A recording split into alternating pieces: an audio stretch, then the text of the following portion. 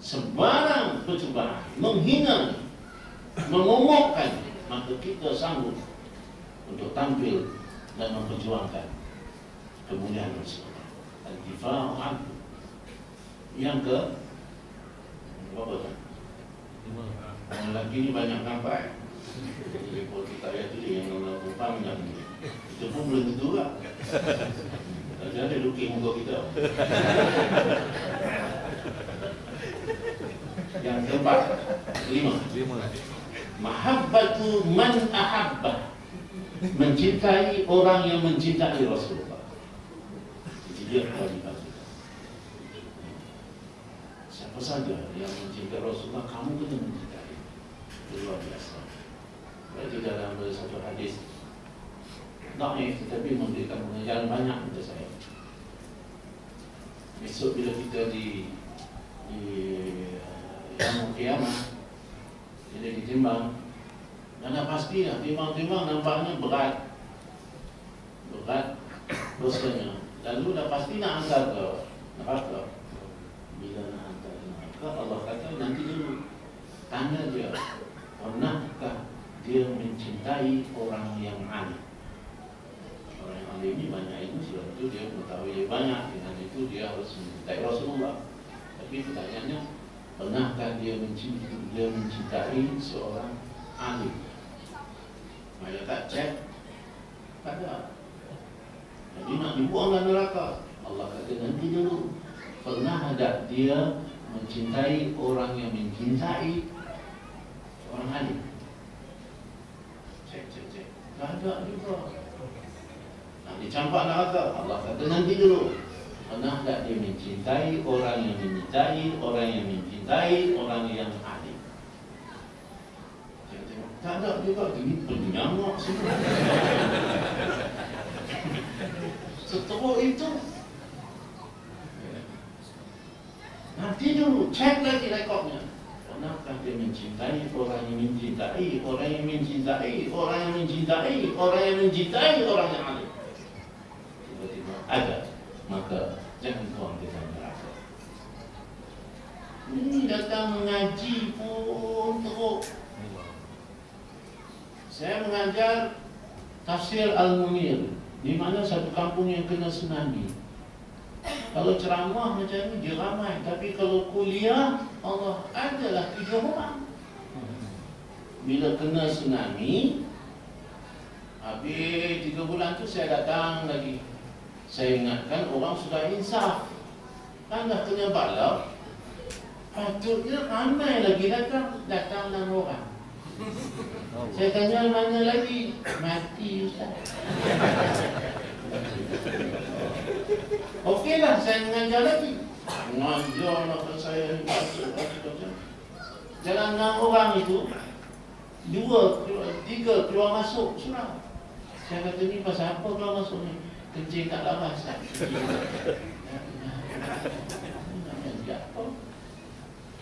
Tinggal lagi 3 orang. Saya mengajar juga, pasal kita rasa ni amanah kan. Mengajar 3 tu, seorang dia tinggal 2. Nasib aku ni, aku dah datang lagi jauh. Mengajar juga kita tu. Habis hujung, saya kata, faham tak faham? Ni orang seorang katakan, Ustaz, pergi 2 kali dah. Aku tanya faham tak apa siapa? Bukan Ustaz tanya, pergi faham tak?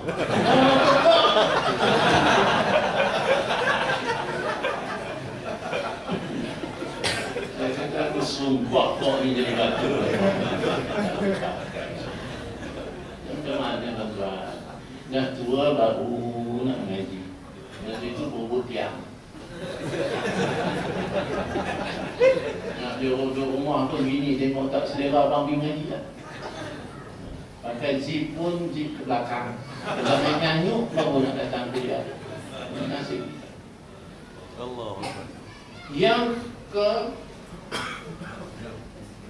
6, kewajiban kita berasul ialah ihya'us sunnati, iaitu menghidupkan sunnahnya. Sunnah yang paling besar ialah menegakkan negara Islam. Sunnah yang kecil ya. Apa yang tuan-tuan bayangkan? Cara dia makan, cara dia tidur malam macam mana. Dia mengajar kita ni doa, masuk tandas, keluar tandas. Dia mengajar. Ini sunnah. Rasulullah yang mengajar kita. Sekarang dah tak ada patut ada alasan. Anak-anak kita sudah banyak boleh masuk tarikat Islam. Dulu tarikat mana ada. Bila anak zaman saya tak ada. Nyanyi itu twinkle-twinkle little star. Mana tahu masa zaman itu. Tapi anak kita alhamdulillah ada saya hantar seorang anak saya itu pergi balik kampung. Tandas di kampung kan di luar. Waktu tengah malam ayah nak berak. Apa dia? Betul gelap. Okey, jom. Ni ayah nak ajar ni macam mana nak masuk tandas. Dia ajar saya. Mula nak tutup kepala. Masya-Allah. Siapa dia ustazah? Saya rasa sesuatu. Lepas tu kena masuk dengan kaki kiri. Allah. Lepas tu baca doa. Ayah baca doa. Yang itu ni haram dia tahu. Dia kata tak apa. Man kamu baca dulu. Ayah nak doa. Dia pun baca Allahumma inni a'udzu bika min al-khaba'is. Ayah nak baca doa tu lah. Bahannya kita tak tahu masa. Masuk dan tanda jumpa 5 minit 10 minit 15 minit. Man dah siap? Dah siap ayah. Aduh kenapa tak keluar? Ustazah tak ada doa keluar. Ustazah betul. Dengar saya cari kitab masa tu. Tidak dia tak mau keluar tandas. Ini betul cerita Yain Sing mata kaji. Mari kita ihya as-sunnah. Yang ke 7. Aksar salawatu alaihi. Memperbanyakkan salawat kepadanya. Perbanyak. Apalah berat sangat kita nak selawat kepada Rasulullah. Innallaha wa malaikatahu yusalluna 'alan nabi. Allah dan Rasul berselawat. Yang kita ni pasal apa? Kadang bila terawih tu selawat tu saya sakit telinga saya. Selawat dah betul ni. Mulai.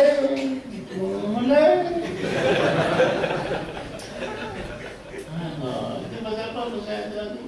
Goreng nasi minyak. Aksaru salawat alaihi. Yang ke-8. Ittiba' manhaj, iaitu mengikuti akan minhaj, akan manhaj. Manhajnya maknanya kaedah. Ikut kaedah. Kaedah perjuangan. Kaedah dia menjadi seorang suami. Kaedah macam mana dia menjadi seorang jiran. Kaedah dia memerintah. Kaedah dia jadi hakim. Kaedah dia jadi mujahidin. Kaedah ketika dia sedih, ketika dia gembira. Itu semua manhajnya Rasulullah. Itu kita kena ikuti. Yang terakhir ialah wirasatul risalati, mewarisi akan risalahnya. Apa yang dia bawa itu kita warisi dan kita kembangkan kepada orang lain. Saya nak tanya tuan-tuan, mari yang kita yang tua-tua ni, pernah tidak tanya, ya Allah, aku sudah umur dekat 70 tahun tidak pernah mengislamkan seorang yang bukan Islam. Rasa sedih kan tuan-tuan? Dia tak ada kata niat aku nak perempuannya dapat seorang, apa aku Islam tidak tidak. Berkawan dengan Cina tu dah lama. Pergi kedai ulang alik, kok nak keluar sepatah. Apek, aku sudah lama kawan sama kawan. Sekarang aku nak bagi sepatah je. Mula masuk Islam. Hak tu pun jadilah. Ini langsung tuan-tuan. Saya pergi ke Berstagi. Di mana di Medan. Atas Berstagi tu ada satu puak nama puak Kalau. Hak ni tak ada Tuhan. Jadi saya berlumba dengan Kristen. Kristen pakai pick-up. Kami jalan kaki nak Islam saja. Sampai di kampung, kadang-kadang kampung dah ada salib. Beres tak boleh lah. Kita kena masuk di kampung lain pula. Begitulah. Sampai satu kampung tuan-tuan tengah hutan. Dia sambut. Tuan, kami bersedia masuk Islam. Tapi di sini ada adat tuan. Apa dia? Kami sambut tetamu kami kena naik babi. Ada budak-budak 3-4 orang muda ikut saya. Dia kata, Ustaz, saya ni dakwah memang saya mau sama, tapi pantang tuk saya naik babi. Babinya tuan, musuh yang amat. Tuan tak percaya saya naik babi tu, ya Allah, ni babi ke gajah? Jadi saya kata, tak mau, kami balik. Berapa orang keluarga di sana yang peluk Islam? Hanya 37 keluarga. Sudah ready Pak, silakan Pak. Dia kata, mudah tak boleh Ustaz, macam mana ni? Nak babi. Dia kata, saya kata tak apa, kamu naik takkan aku tak ganggu. Kamu jangan risau. Dia kata, kamu balik. Tinggal saya so. Saya kata, aku nak naik babi. Rasa memang Allah berkat, Tuhan saja tahu. Tapi yang di sana 37 keluarga sudah ini dan Islam. Mana Nabi? Dia naik babi, kemudian kalau tak ni, ya buanglah baju tu. Nanti kemudian tak ada masalah. Sepatutnya saya naik, itulah kali pertama dan kali terakhir aku naik babi. Aku kuat tak? Alhamdulillah.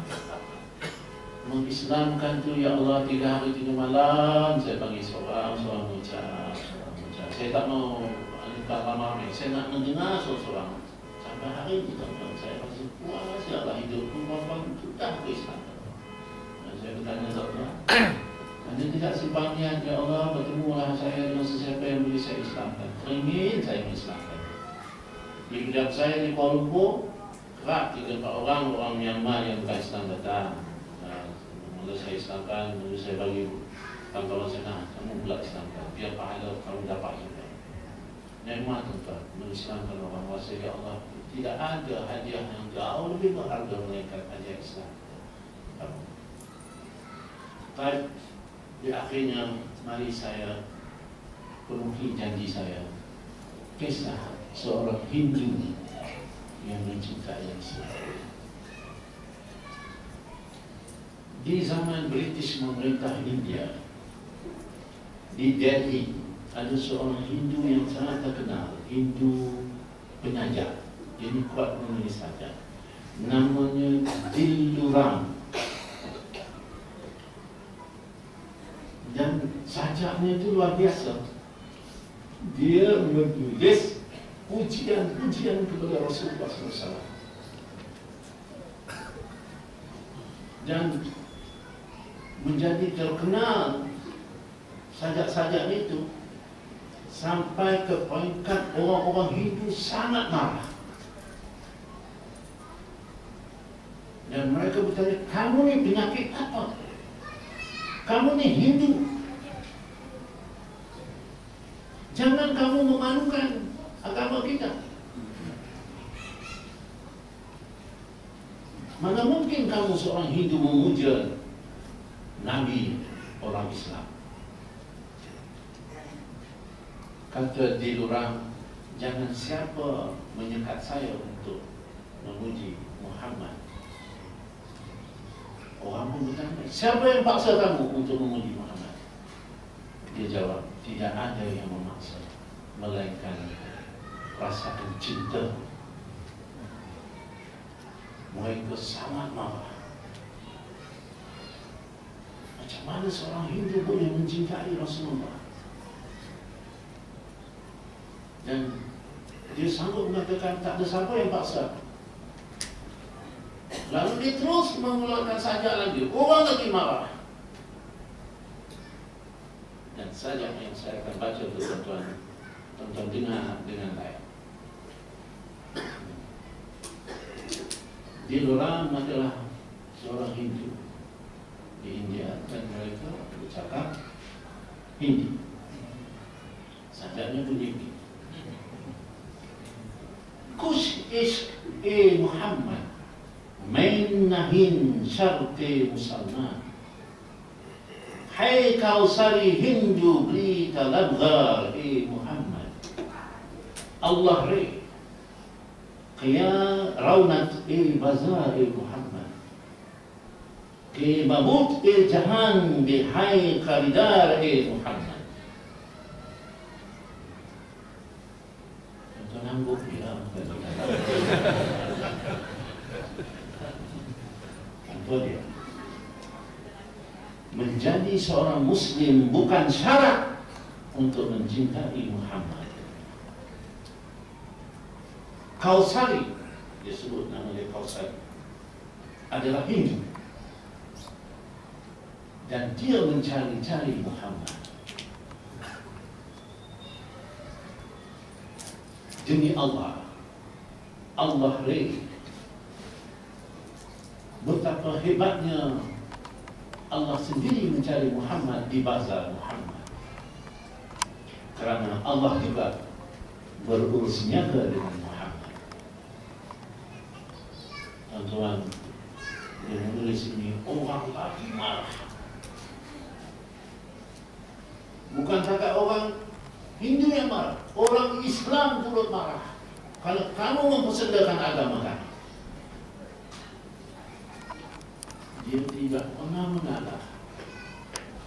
Lalu dia menulis yang lebih berat di dalam sebuah majalah, nama majalah Al-Mawfid.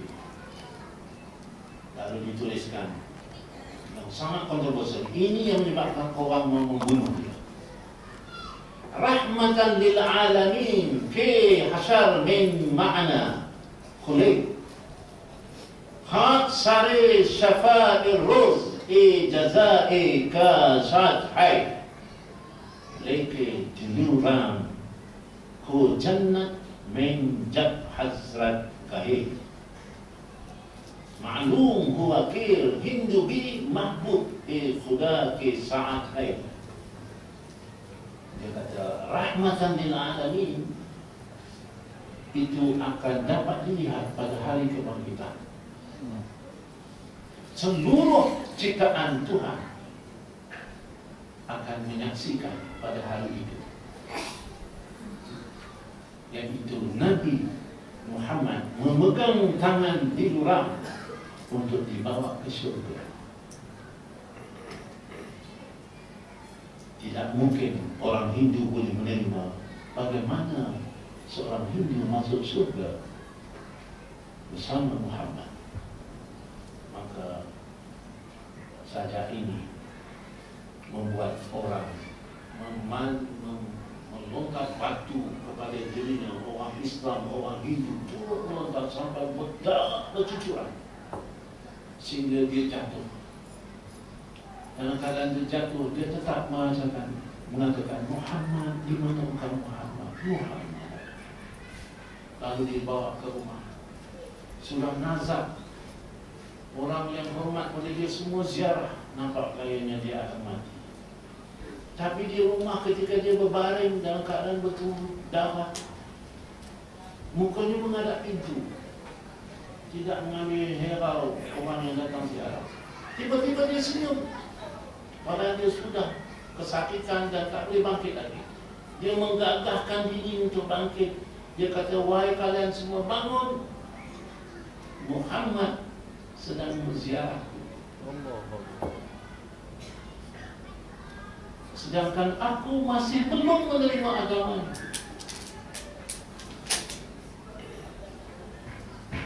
Dia pun menangis.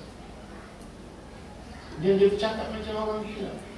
Dia bercakap sorang-sorang, kata, Muhammad, aku belum lagi menerima agama. Kenapa engkau datang menziarah? Dan dia pula mengatakan, ini jawaban Muhammad kepada dia. Dia kata, Muhammad menjawab, aku tidak akan masuk lagi ke surga selagi aku tidak membawa diluram bersama. Lalu diluram pun mengatakan, ya Muhammad, saksikanlah, asyhadu an la ilaha illallah wa asyhadu anna Muhammadar Rasulullah. Orang semua betul-betul Dan ketika itu tuan-tuan, dia bertanya, "Ya Muhammad, aku sudah menerima agamamu. Sekarang berikan nama yang indah untukku." Tiba-tiba dia pun menjerit, "Muhammad telah memberi nama kepadaku, dan namaku ialah Kausar Al-Kausar." Setelah disebut itu, dia jatuh dan mati.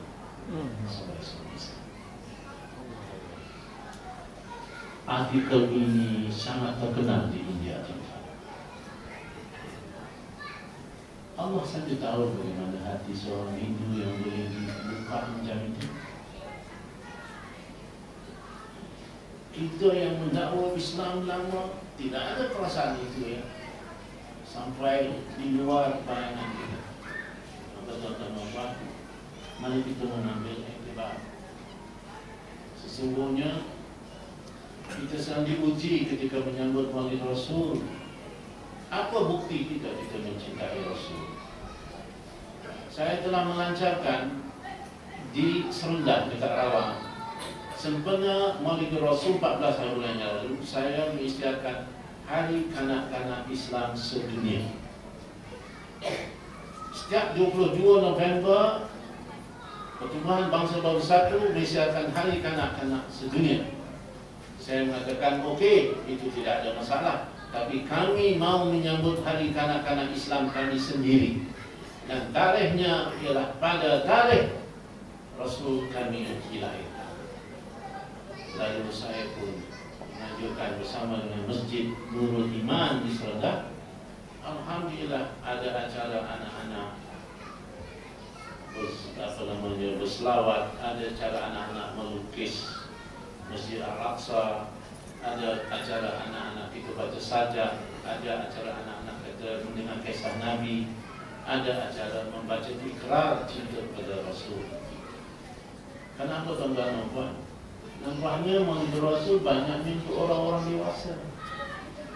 Tidak ada acara khas untuk anak-anak kita.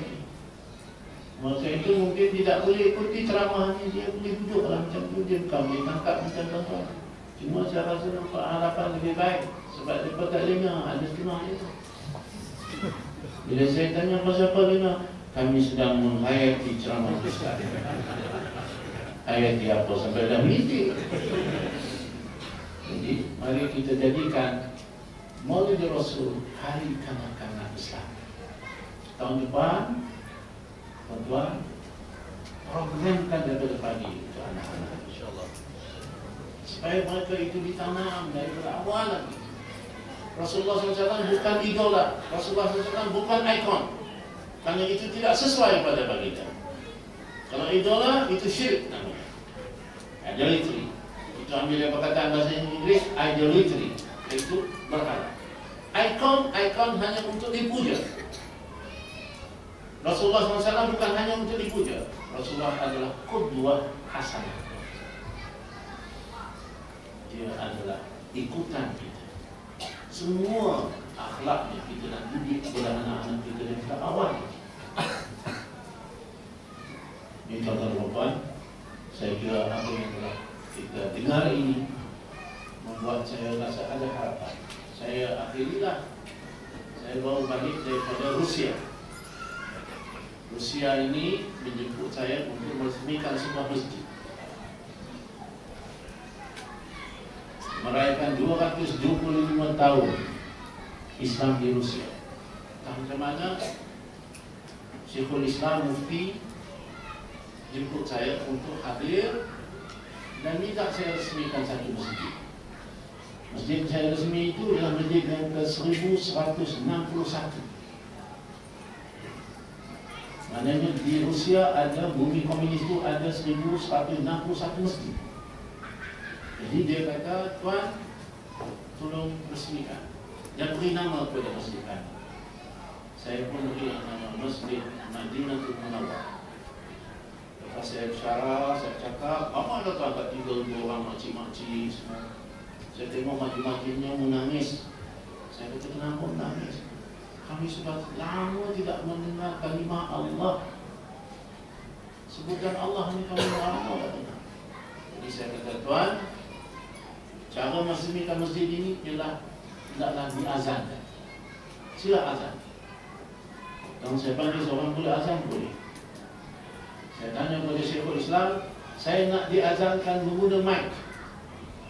Wah, dia kata di sini banyak. Ini dasar komunis, tidak mahu. Tapi saya akan cuba.